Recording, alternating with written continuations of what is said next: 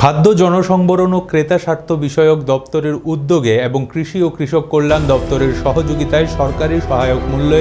ধান ক্রয় শুরু হলো খোয়াইতে। সরকারি উদ্যোগে কৃষকদের নিকট থেকে ধান ক্রয় নিয়ে খোয়াই অফিস টিলা খাদ্য গুদামের পাশে সোমবার সকালে আয়োজিত একটি অনুষ্ঠানের উপস্থিত ছিলেন খোয়াই জেলা পরিষদের সভাধিপতি জয়দেব দেববর্মা, খোয়াই কৃষি তত্ত্বাবধায়ক শ্রীনাথ দাস সহ অন্যান্যরা। 21 টাকা 83 পয়সা প্রতি কেজি দরে কৃষকরা প্রথম দিনে ধান বিক্রি করে প্রায় 100 মেট্রিক টনের মতো। কৃষি তত্ত্বাবধায়ক জানান, খোয়াইয়ে কৃষি মহকুমায় লক্ষ্যমাত্রা ছিল 275 মেট্রিক টন ধান ক্রয় করা, কিন্তু দেখা গেছে কৃষকরা প্রায় 1000 মেট্রিক টন ধান বিক্রির জন্য রেজিস্ট্রেশন করেছে। কৃষকদের এই উৎসাহ দেখে খাদ্য দপ্তর ও কৃষি দপ্তর ধান ক্রয়ের সময়সীমা 3 দিন থেকে বাড়িয়ে 10 দিন করার সিদ্ধান্ত নেয়।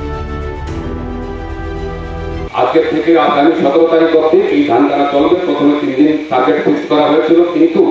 আমরা যে আমাদের যে কৃষক ভাইদের যে উৎসাহ উদ্দীপনা এটাকে লক্ষ্য করে আমরা এটাকে 10 দিনে আমরা করেছি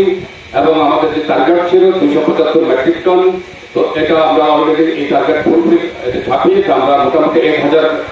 মেট্রিক টনের উপরে আমরা ধান কিনতে পারবো। ইতিমধ্যে রেজিস্ট্রেশন অলরেডি হয়ে গেছে। তো আমি আশা করবো যে আজকে যে এই ধান কেনার যে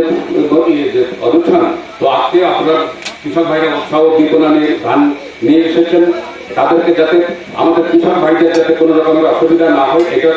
দেখা করার জন্য এটা খাদ্য দপ্তর এবং কৃষি দপ্তরকে আমি বলবো যাতে করে কৃষক ভাইদের যে তারা ধান নিয়ে এসেছেন কোনো রকম ঝামেলা যাতে না হয়, যাতে আমরা এই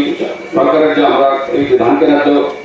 অনুষ্ঠান এবং আমাদের কৃষক ভাইদেরকে যে আমরা তাদেরকে আর্থিক সহায়তা এবং তাদেরকে ন্যূনতম সহায়ক মূল্যে